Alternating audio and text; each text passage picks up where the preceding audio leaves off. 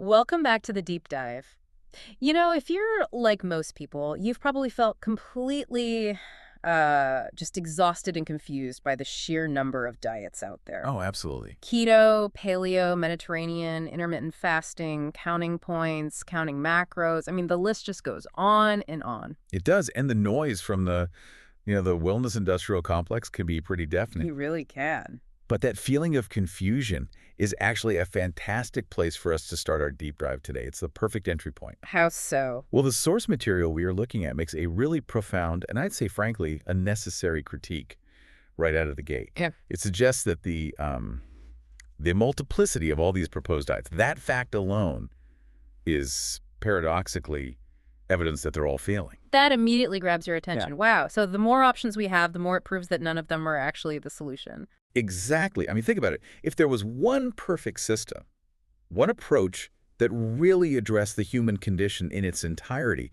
we wouldn't need a constant yearly stream of new, often conflicting regimes. That makes perfect sense. And the core reason for this endless cycle, this diet and failure loop, according to this system, is that modern approaches treat the human being as a machine. A machine. Yes, they reduce us purely to inputs and outputs. The entire focus becomes this almost mathematical calculation of calories and proteins and sugars. Right. And in doing that, they completely isolate the physical body from the two essential components that actually drive our long-term behavior, the soul and the mind. So we've basically been trying to fix this incredibly complex integrated system using what, a calculator and a spreadsheet? Pretty much. And then we wonder why the results just never stick. Precisely. You might achieve some temporary quantitative success. The scale moves, the numbers look good on paper. Yeah. But because that system completely ignores the emotional, the mental, and the profound ethical dimensions of consumption, those results are fragile. They're just not built to last, So they're destined to be temporary. inevitably. Yeah. And they're followed by what the source calls a setback or a relapse, because eventually the soul and the mind just rebel against being treated like a fuel pump. Right. They can't be ignored forever. We can't. So our mission today feels pretty ambitious then. We are going to unpack a really comprehensive dietary system that steps completely away from that kind of reductionism. That's the plan. We're moving past the calculator. Far past it. We're exploring a framework that considers the whole person, body, soul, and mind all integrated together. And critically, this framework doesn't just stop at the individual. That's what makes it so different. What do you mean? It places the individual within a specific societal and environmental context. It acknowledges that you have explicit rights and duties toward them. So it's not just about me, myself, and I. Not at all. It's a truly holistic program where the act of eating itself becomes this fundamental, ethical, social, and spiritual practice. So we're really setting the stage for that aha moment. The moment where you realize that optimizing your health might have more to do with, say, who grew your food than the exact carb count of the meal. That's a perfect way to put it. We are exploring these deep, ethical, and mindful guidelines for consumption that could fundamentally transform the entire act of eating itself. Let's dive in. Okay, let's unpack this core critique of reductionism a bit more, because it really feels like the foundation upon which this entire comprehensive framework is built. It is. We've established that just counting calories often fails us in the long run, so why does the source put such a heavy emphasis on rejecting that engine metaphor? What's absolutely fascinating here is the depth of that critique. It's not just a surface-level comment. Yeah. The source argues, and pretty emphatically, that the human body is not merely an engine measured by caloric input and output. And the reason is because, unlike an engine, the human body is inextricably linked to consciousness, to awareness. Right. An engine doesn't have feelings or thoughts about the fuel it's getting. Exactly. You feed an engine gasoline, it performs predictably. End of story. But if you feed a person food, their reaction depends not just on the chemical composition of that food, but on their emotional state, their mental awareness, and their environment at that moment. That makes perfect sense. I mean, we've all experienced that, haven't we? Eating a perfectly healthy meal, but if we ate it while we were super stressed out or distracted or even angry, The outcome feels completely different. yeah, you get poor digestion or you still feel dissatisfied afterwards. Exactly. We are these incredibly complex beings where our physical needs are constantly interacting with our emotional states, what the source calls the soul, and our mental awareness, the mind. Yeah. So when a conventional diet forces the body into restriction, but it doesn't address the anxiety, the soul level issue or the lack of presence, the mind issue that caused the initial problem, it just creates this huge tension in the system. And that tension is why we get the relapse. Is that the idea? That's the core of it. You might achieve temporary success by, say, starving the body, but you haven't fixed the emotional reason why you reach for comfort food in the first place. Or the mental state of heedlessness that allows you to just eat a whole bag of chips without even noticing you're doing it. Right, you look down and it's just gone. Precisely. Yeah. The results are inherently temporary. It's a classic case of just addressing the symptom, the weight gain, but not the deeply ingrained behavioral and psychological causes. It's a Band-Aid. A very temporary one. The source notes that success is often temporary, inevitably followed by that setback or relapse when those non-physical elements, the soul and mind, reassert themselves. And they usually come back demanding the satisfaction they were denied or ignored.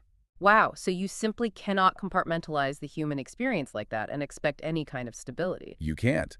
The system will always seek to rebalance itself. So, if the body, soul, and mind must be nourished simultaneously, how does the source actually define this holistic framework? What does it look like in practice? The system is built on prioritizing the body, soul, and mind as these completely integrated components. It demands they be nourished at the same time. So not one at the expense of the other. Never. For the body, it's about physical health and moderation. For the mind, it's about awareness and presence. And for the soul, it's about things like gratitude, ethics, and justice. And what makes this framework so expansive, as you said earlier, is that it also looks outward, beyond just our own skin. Absolutely. It doesn't stop at personal health, which is where almost every other diet does. This framework explicitly recognizes the individual's context within their society and their environment. Okay. It acknowledges that you, the eater, have explicit rights and duties toward both of them. So your dietary choices are not just a private transaction between you and your plate. Not at all. They are an ethical statement about the world you live in and how you choose to participate in it. This shifts the entire focus immediately. It's no longer just, is this food healthy for me, but is this food ethically sourced and permissible within this broader societal context? That's the first question you have to ask. So let's discuss this dual standard the source establishes for every single food choice. This is where the really profound guidelines begin. There are two non-negotiable criteria for any food. Okay. The first criterion is that the food must be lawful, or halal. Now, for a general audience, this just means conforming to established permissible dietary laws. The source simply states that the doors of what is lawful are known.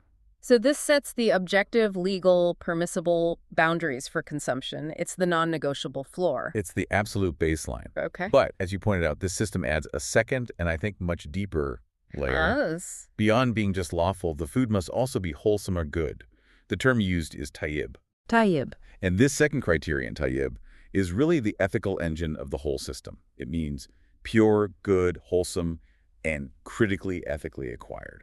So it elevates the discussion from simple allowance, what can I eat, to a kind of moral superiority, what should I eat, to uphold justice and goodness. That's a perfect way of framing it, because even if a food is technically lawful or halal, it might still be untayyib or unwholesome because of how it was acquired or produced. And this is where the detailed discussion of ethical sourcing begins, and it seems to be particularly focused on avoiding injustice, which the source calls usurpation. Correct. You must avoid food that is usurped or taken unjustly. This connects your personal food choice directly to things like proprietary rights, ethical land use, and the fairness of the entire transaction chain. So if injustice stains the process of getting the food, that stain transfers to the food itself. It does. It makes it unwholesome for the soul, even if it's perfectly fine for the body physically. And this concept of usurpation is applied very broadly, not just to, a small-scale thief. The source details 3 explicit levels of potential usurpers. Yes, and this provides a really comprehensive critique of how power imbalances operate in our food systems. It said this applies whether the usurper is a state, a company, or an individual. Let's break those down because they feel incredibly relevant to the globalized economy we all live in today. Avoiding food usurped by an individual seems like the easiest one to grasp. Right. Stealing a loaf of bread or buying goods, to be stolen. Simple theft. We get that. But what about the systemic issues? What does it mean to avoid food acquired by a usurping state? Well, if we connect this to the bigger picture, This requires a level of historical awareness and critical thinking about land rights. A usurping state might acquire resources through coercion or forced displacement or unjust eminent domain laws. Or seizing communal lands to facilitate massive industrial agriculture. Exactly. So if the raw ingredients are grown on land that was taken unjustly from its rightful owners or grown under some kind of political oppression, that food is considered ethically contaminated. Wow. That means verifying the political and land use history of where your food comes from becomes part of the dietary requirement. It does. You can't just look at the nutritional label anymore. You have to look at the legal history of the soil itself. Precisely. And the complexity just increases when we consider the company as a potential usurper. I mean, how does a corporation usurp resources, especially when they might have a legal permit to do what they're doing? You could argue that legally sanctioned actions can still be morally usurping, right? Absolutely. A company becomes a usurper when its acquisition of resources, while maybe technically legal on paper, involves manipulation or predatory contracts that bankrupt small producers. Or monopolies that essentially steal market access or water rights from smaller local communities. That's a perfect example. Think of large corporations that use their lobbying power to secure scarce water resources in arid regions, leaving local populations struggling to survive. That kind of disproportionate appropriation is a form of usurpation. Wow. That means avoiding corporate injustice is a prerequisite for ethical eating in this system. So before you even check the calorie count, you have to verify the origin and the fairness of the production model. Yes. This moves diet into the realm of political and economic activism. It is a massive ethical burden, there's no doubt about it. Okay. But this system posits that this burden is necessary for true health, because ethical consumption is nourishment for the soul. If you consume injustice, your soul is tainted. And this ethical requirement then flows directly into labor. The source gives an explicit instruction to avoid food that relies on the exploitation of children or the enslavement of the farmer or peasant. This is such a powerful mandate. It connects your food choice directly to social justice and human rights. It's a rule that echoes so powerfully today in discussions around global supply chains for things like, cocoa, coffee, or even clothing. It's all connected. Right. The source makes it crystal clear. You cannot pursue your own personal physical health if that pursuit relies on the systematic denial of humanity and basic rights to the people who grew and harvested your meal. So a bag of organic vegetables, which we think of as good, if they're grown in unjust conditions, where the workers are paid poverty wages and denied basic rights, they're actually deemed unwholesome. They fail the Tayyib test. Because the production process itself carries that ethical stain. The well-being of the person harvesting the food is a necessary component of its wholesomeness. It's an incredibly sophisticated and, well, a truly holistic view. It's not just about what the food does to you biologically, but what it required from others, ethically and physically, to get to you. And finally, on this point, the source links diet directly to environmental responsibility. We're instructed to avoid food that harms the environment or strains the earth. This raises a huge question for modern living, doesn't it? How do we even measure that harm and strain? But it implies avoiding practices like chemically intensive farming or massive monocultures that just deplete soil health and biodiversity. Or resource-intensive production methods, like certain industrial meat operations, that excessively pollute water or create massive energy demands. All of those would fall into this category. So what does this all mean then? It means your decision to buy that cheap, industrially produced packaged food might be lawful, it might be halal, True. but if it relies on usurped land, exploited labor, and exhausted soil, it fundamentally fails the wholesomeness test, the Tayyib test. And that failure is what matters most in this system. So this elevates diet from a personal choice to an act of environmental and social citizenship. It forces the individual to think beyond convenience, beyond price, and to consider the full chain of consequences. It's about ensuring that the food they consume adheres to the highest standards of justice and ecological sustainability. That first section set a really demanding ethical and systemic framework for what we eat. So now let's transition logically to the solution. How and where we acquire it. This seems to move the focus to localism, connection to nature, and community accountability. Exactly. The sourcing principles here are designed to solve some of that ethical opacity we were just discussing. They reinforce accountability and connection by basically shortening the chain between you and your food. Okay. And the first principle is the local priority, giving priority to everything local and, as the source says, narrowing the circle as much as possible. This directly combats the problem of state and company usurpation we just talked about by making the source transparent. It's a direct antidote. If you buy locally, accountability is immediate. I mean, if the farmer is also your neighbor, the transaction is inherently more transparent. It's based on trust. Right. And that eliminates all those layers of potential injustice that can hide in a long, complex supply chain. It also embeds efficiency, right? Less Yeah. transport, less energy usage. And it enhances social accountability. When the chain is short, you know the provenance, you know the story of the food. It's much harder for exploitation or environmental harm to occur without direct community knowledge. You are, in effect, supporting your own societal ecosystem, fulfilling that duty to your immediate community. But I had to ask, and I'm sure a lot of people are thinking this, isn't this ethical burden almost impossible to maintain in the modern world? How do we narrow the circle when we rely on global trade for things like coffee or rice or so many spices? That's a critical point, and it's where perseverance and prioritization come into play. The guidance is to narrow the circle as much as possible. So it's not an all or nothing proposition. Not at all. It acknowledges that not everything can be local, but it sets the default preference. It's about where you start. So if you have the choice between local, ethically raised apples and apples that have been flown halfway across the hemisphere, The ethical choice is pretty clear. it's obvious. And for those staples that must be imported, this framework demands you prioritize the shortest, most transparent supply chain possible. You have to focus intensely on those Tayyip standards, labor rights, fair trade, environmental stewardship for those specific goods. So it's about making the best available choice, not giving up entirely just because perfection isn't achievable right now. Exactly. It's about cultivating awareness in the transaction, not paralyzing yourself with impossible standards. Okay, next up is the instruction for seasonal eating. We should eat food that is the product of the current season we are in. The example given is clear. Summer products in the summer, winter products in the winter, as much as possible. This is a really deep connection to natural cycles. It's about respecting the rhythm and the generosity of the earth. And there are practical benefits. Eating seasonally usually ensures peak nutritional value because the food is harvested when it's perfectly ripe. It is. And it drastically reduces the need for all that energy-intensive stuff, like long-term storage, heated greenhouses, or artificial growing environments. And those artificial environments are often the very ones that strain the earth, which violates that environmental principle we just discussed. It all connects. And from a mindfulness perspective, eating seasonally disciplines the palate.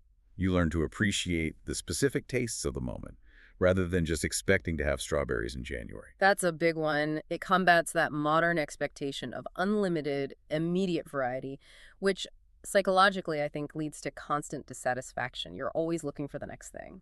It creates a sense of profound gratitude for the momentary bounty. If we connect this to the bigger picture, it's about acknowledging your specific geographic and temporal context.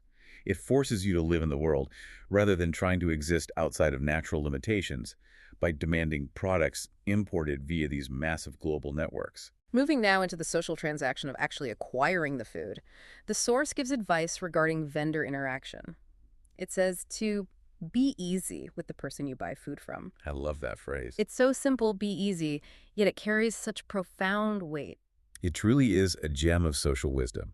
Being easy means approaching the exchange with patience, with fair negotiation, and with positive social interaction. It is a direct counter to the modern consumer mindset. Which often views the vendor as just a hurdle to get to the lowest possible price. Exactly. The vendor becomes an obstacle, not a partner. This reframes the entire thing. It transforms the market exchange into a human relationship. When you are easy, you are building community goodwill. You're recognizing the effort they put into getting that food to you. Yes, and you're acknowledging them as a person worthy of a fair and respectful interaction. It reflects that whole person approach we talked about. The transaction has to feed your soul and mind too, through positive engagement and mutual respect. It really promotes patience. I mean, if the price is a little higher than you expected or the quality isn't exactly what you hoped for. The duty is to be easy, to accept, to be gracious, and to maintain the relationship. This is far healthier for the soul than that anxiety-driven pursuit of the optimal deal at all times, which just fosters alienation and distrust in the community. Okay, so we've established the deep ethics and social context of sourcing. Now we turn inward to the physical act of eating and the internal controls needed for balance. This section seems to be about nourishing the body and the mind simultaneously through moderation and, crucially, presence. That's right. The focus shifts from the external to the internal discipline. Let's start with the principles of timing and fullness. The first two rules here are, well, they're the foundational physical disciplines that have to be mastered by the mind. The first one is, do not eat unless you are hungry. That sounds almost comically simple. It does. But in a world of constant snacking, emotional eating, and all these environmental cues like office lunch breaks or advertisements. It requires tremendous discipline. It really does. It immediately challenges the habit of eating based on the clock or social pressure or just plain boredom. So it reestablishes true physical hunger as the only legitimate trigger for consumption. It puts the body back in charge of the schedule rather than all these external pressures. And this is precisely where the mind component comes in. If you are ruled by heedlessness, eating because the clock says it's noon or because you saw an ad for a burger, you are demonstrating a lack of mental presence. You're on autopilot. Completely. This rule forces you to stop, to actually check in with your body and make a conscious decision based on real necessity, not just habit. And this rule of hunger is paired immediately with the second critical rule. If you do eat, do not become full. Stop eating before you are sated. This is about establishing a point of, radical restraint. We are so culturally conditioned to eat until the feeling of fullness is unmistakable. Often until we feel stuffed or uncomfortable. Right. I'm so full I can't move. This rule demands we aim for comfortable satiation, not stuffing. This point of stopping before fullness, that's often the hardest part for modern eaters, especially for those of us who grew up being told to clean our plate. So of course. So what's the benefit here beyond just basic physiological comfort? Physiologically, it aids digestion immensely, and it prevents the exhaustion of the stomach, which conserves energy for the rest of the body's duties. But psychologically, and this is key for the mind and soul, it reinforces control of the self over the appetite. It's a form of training. It is. It teaches the mind to recognize the signal for enough, rather than always demanding more. This practice is a crucial defense against what the source calls Isriff extravagance, which we'll get into a little later. And the source recognizes that sometimes stopping precisely before fullness is challenging, say at a generous feast or a big social dinner. Yes, for those moments, it provides the explicit and very famous thirds rule. Right. This specific measure is profound because it gives a practical, tangible metric for discipline, especially in a social setting where it's easy to get carried away. If you must eat substantially, the measure is make 1/3 for food, 1/3 for drink, and 1/3 for the self or for breath. Leaving a third for the self or breath, that feels like the absolute centerpiece here. It's not just an arbitrary measure. Not at all. Yeah. It is a direct method to maintain physical comfort and, crucially, mental presence. That's the critical link back to the holistic system, isn't it? It is. If you are stuffed, you inevitably become lethargic, mentally foggy, and distracted. You fall into that state of heedlessness. By leaving that space, you ensure you have physical comfort and the vitality required to fulfill your other duties, to your family, to society, to your intellectual pursuits. It prevents that post-meal slump that basically makes the mind useless for an hour. Exactly. It is the most practical application of the principle. Eating to live, not living to eat. So the source isn't just concerned with how much we eat, but how we engage with the meal itself. Right. The internal state matters just as much. It starts with the social dynamics. The instruction to eat as much as possible in a group, especially with your family. This really emphasizes the meal as a ritual of social cohesion. It's a direct counter to the modern tendency to eat alone, mindlessly, standing over the sink or on the go. It builds connection. Yes, eating together reinforces familial bonds and community connection. It creates structure and a sense of belonging around the act of nourishment. And I can see how this connects directly to mindfulness. When you're eating with other people, there's an inherent social pressure to slow down, to engage in conversation, and to be accountable for your pace and your portion size. That's a great point. It's much harder to be heedless or to just rush through your food when you're sharing a meal and a conversation with people you care about. It keeps you present. Absolutely. Yeah. And that leads directly into the crucial requirement for mindfulness during the meal. The explicit instruction is to not be heedless. The word is gafilan while eating. You must be awake and present. This feels like the main villain of the story.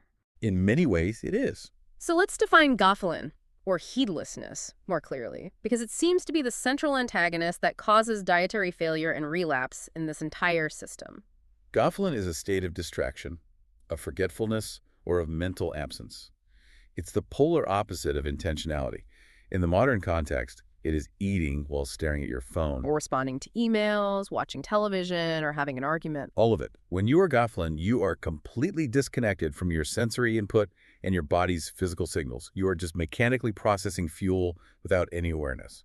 And if we link this back to the initial critique, reductionist diets fail due to relapse because they never fixed the root cause. People just return to being Gaffelan eating without mental presence, which then leads to overconsumption and weight gain, regardless of any calorie tracking. Precisely. If you are not present, you don't register that signal from the stomach that says, hey, I've reached my 1/3 for food. You just keep consuming until discomfort physically forces you to stop. The mind is asleep at the wheel. So the holistic diet demands a mental awakening during the meal. It's non-negotiable. And within this framework, spiritual practice seems to serve as the initial trigger for that presence, starting with saying God's name, Bismillah, at the start of the meal. Yes, this formalizes the transition. It takes you from the state of daily activity, which is full of potential heedlessness, to the sacred, intentional act of eating. It's a moment to acknowledge the provision, and it forces a pause, bringing the mind online. And the source is pragmatic enough to know that people are human. We forget things. Yes, the system accounts for human error, which is beautiful. If you forget at the beginning, the instruction is to say, in the name of God, its beginning and its end, whenever you happen to remember during the meal. So it's not about perfect execution. It's about sincere effort. It ensures the intent of gratitude and presence is maintained, regardless of that initial distraction. It prioritizes the conscious effort to remember over adherence to rigid, unforgiving rules. Okay, moving to the practical physical techniques, we have some very simple rules. Eat with your right hand and eat from what is directly in front of you, what is near you. The right-hand instruction is about simple order and decorum. Eating from what is near you is a powerful social discipline. It promotes courtesy toward others who are sharing the food, and it encourages satisfaction with your own portion. So it teaches contentment and reinforces boundaries. Yes, it prevents the soul from constantly desiring what is rightfully another's, even on a small scale, like at the dinner table. But perhaps the most important technique for both efficiency and awareness is the instruction to chew your food well so as not to exhaust the stomach and to benefit more from what you eat. This is a perfect link between mental discipline and physical outcome. Thorough chewing is an active, mindful process. You can't do it if you're distracted. Right, you have to pay attention. And it drastically reduces the burden on the stomach, which improves nutrient absorption. If the stomach doesn't have to work overtime to break down these large pieces of food, its energy is conserved for other things. So, by being present, the opposite of Gaffelan, and chewing thoroughly for physical efficiency and stopping before you're full for moderation, you maximize the benefit of a modest amount of food while minimizing the strain on the physical body. It's efficiency achieved through discipline and mindfulness, not through some external biohacking gadget or supplement. It's about treating the physical body with respect by reducing its unnecessary labor. This intentional, mindful act of eating naturally transitions us to the final and perhaps most vital dimension of the system, the emotional and reflective dimension. Yes, moving beyond consumption and toward connection. It feels like this is about transforming the meal into an active exercise in gratitude. That's exactly what it is. The source ensures that eating is never merely an instinctive, animalistic act by instructing us to ponder creation while we're eating. It says you should reflect on the greatness of God's creation and the different shapes, colors, and tastes of the food. This is really powerful. It turns the meal into an intellectual and spiritual meditation. You are actively diverting your mind away from your daily worries or stress, or even your immediate appetite, and moving it toward recognizing the complexity and beauty inherent in nature. Yes, the perfect geometric structure of a head of broccoli, or the remarkable chemical process that creates the sweetness in a piece of fruit. Or the way different minerals give different vegetables their intense, vibrant color. It guarantees you are not simply consuming a substance. You are engaging in an appreciation of the entire natural process that brought it forth. This is an active practice against being Gaffelan. You cannot be heedless if you are actively studying the nature of the food on your plate. And this profound recognition of creation then extends immediately to the people involved in getting that food to you. There is an explicit instruction to remember the stages the food passed through before it reached your stomach. This is where the ethical sourcing from Section 1 closes the loop with the act of eating. It's not enough just to source your food ethically. You must consciously appreciate the human effort involved during the meal itself. You're instructed to appreciate the effort of everyone who participated in its production and preparation. Just think about that, having to mentally trace that chain with every bite.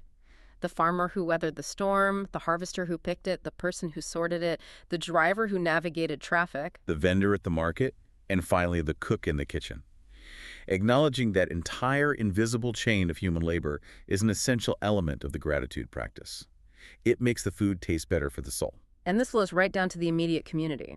You must thank the one who prepared the food for you. Such a simple act of verbal gratitude, but it reinforces the immediate social component of the meal. It validates and values the labor of the preparer. And the source goes even further than just thanking them.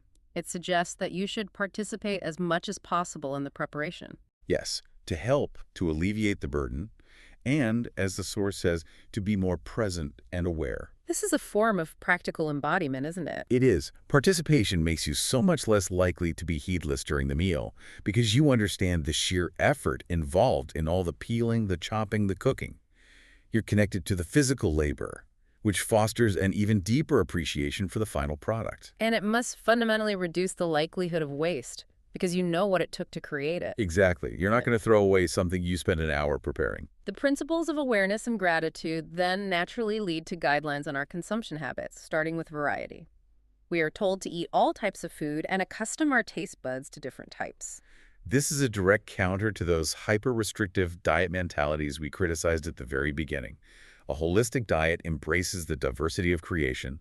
It requires the individual to overcome pickiness or those overly restrictive, self-imposed rules that just narrow the dietary scope. So rigidly restricting yourself to only 3 approved foods is itself a form of self-imposed spiritual scarcity. A very good way to put it. You're rejecting the bounty that's available. Now, in terms of waste management, the instructions are incredibly relevant to the modern world.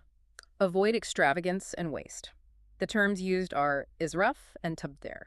Right, and these two terms are often translated generally as just waste, but the source makes a subtle yet crucial distinction that is highly applicable today. Okay. Israf often refers to overconsumption, extravagance, or excess.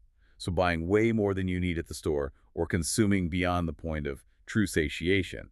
It's that impulse buy in the supermarket checkout line. And tabdir, what's the difference? Tabdir is often more specific to squandering resources you already have. So throwing usable leftovers in the trash, letting food spoil in the back of the fridge, or just being careless with what you have been given. The source prohibits both. It demands frugality and a profound respect for the provision.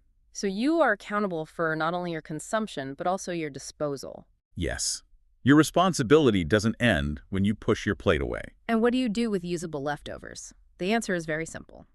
Do not discard food. Keep leftovers for another meal. This is a practical, immediate method of adhering to the avoidance of tabdir. Every morsel is valued because every morsel represents the effort of creation and the labor of that long chain we just discussed. Another fascinating social guideline is the instruction to not find fault with the food. If you desire it, eat it, or accustom yourself to eating it. Otherwise, just leave it. This is a directive against criticizing the efforts of the preparer. It's a courtesy rule for the soul. It combats the modern expectation of perfection in every single meal. So if you don't like it, you don't have to eat it, and the ruled hunger allows you to abstain, but you must maintain courtesy and restrain yourself from any verbal criticism. That's the discipline. I can imagine how difficult this is in practice. How do you deal with genuinely poor cooking? Well, that's the human struggle, isn't it? The goal here isn't to become a gastronomic reviewer. The goal is to accustom your soul to contentment, to gratitude, and to forbearance. If the food is technically wholesome, or tayyib, but just prepared badly. The instruction is to either graciously consume it or quietly leave it. Yes, maintaining the dignity and honoring the effort of the preparer. This whole philosophy must be tough to maintain when circumstances are genuinely difficult. What guidance does the source give for economic hardship when you have very few resources or are experiencing poverty? It provides really robust advice that balances active effort with internal gratitude. It recognizes the dual needs of the body and the soul. First, it says you must work to improve your circumstances. So it's not a system of passive resignation. Not at all. It acknowledges the duty to strive for better provision. But second, there's the internal focus. Which is? You should ask God to bless what you have been given. This acknowledges that true value lies in divine blessing and contentment, not just mere quantity. This protects the mind from despair and anxiety over scarcity. And crucially, the third part, which provides perspective. Yes. Look to those who are worse off than you and thank God in all circumstances. This is a powerful technique for cultivating contentment and perspective, regardless of your material situation. When resources are scarce, the mind is instructed to prevent despair by practicing a kind of comparative gratitude. Exactly.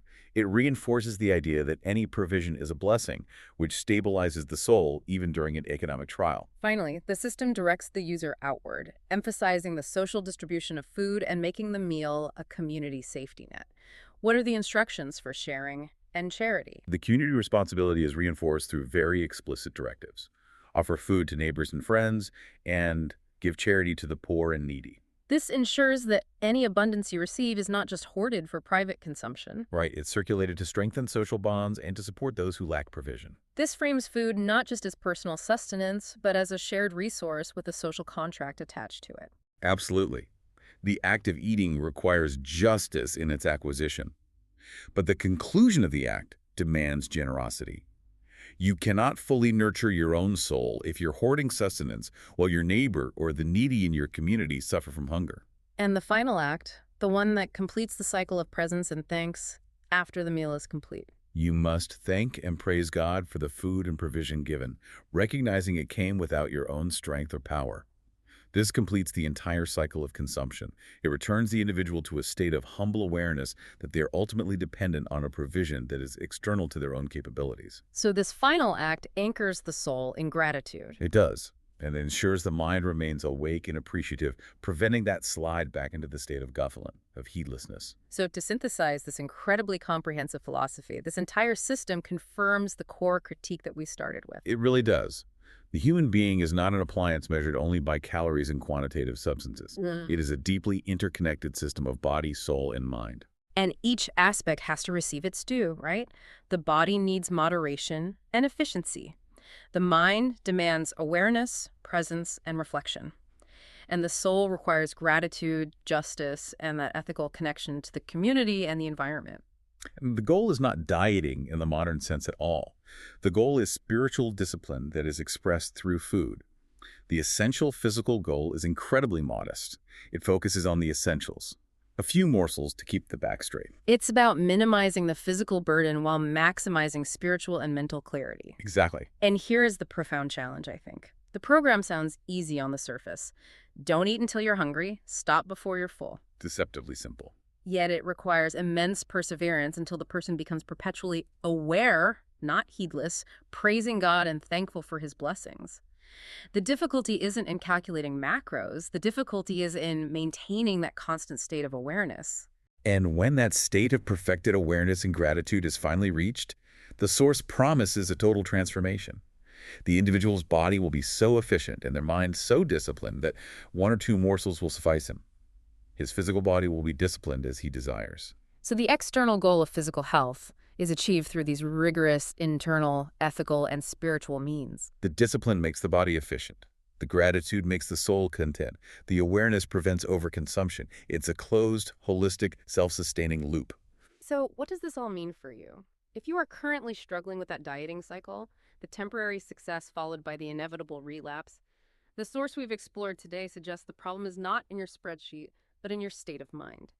If the true measure of a successful diet is not the weight you've lost, but the awareness and the gratitude you've gained, how does intentionally shifting your focus from the calorie count to the farmer who produced it or the person who prepared it fundamentally change the entire experience of eating?